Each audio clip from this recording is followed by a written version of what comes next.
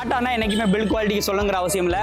இதனுடைய safety wise பார்க்கும்போது AIS 096 safety ரேட்டிங்ல ஃபர்ஸ்டா வருது.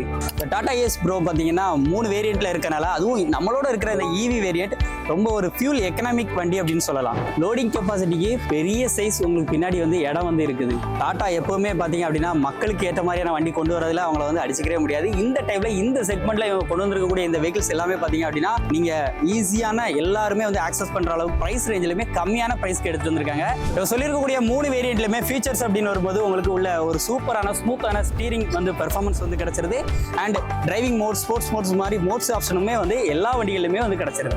டாடா ஏஸ் ப்ரோட அட்ராக்டிவான ஸ்டார்டிங் பிரைஸ் அப்படிங்கிறதுனா 3.99 lakhsல இருந்து ஸ்டார்ட் ஆகுது. 3 வீலர் அண்ட் 4 வீலர் செக்மெண்ட்டுக்கு இடையில எல்லாருமே இப்படி ஒரு செக்மெண்ட்ல வண்டி வராதான்னு சொல்லி தேடிக்கிட்டு இருந்த வண்டின்னு சொல்லலாம் லான்ச் பண்ணியிருக்காங்க. நீங்களும் நியர்பை இருக்கக்கூடிய டாடா ஷோரூம்ல புக் பண்ணணும்னு நினைச்சீங்க அப்படின்னா டேரக்டா விசிட் பண்ணுங்க, டெஸ்ட் ட்ரைவ் பண்ணுங்க.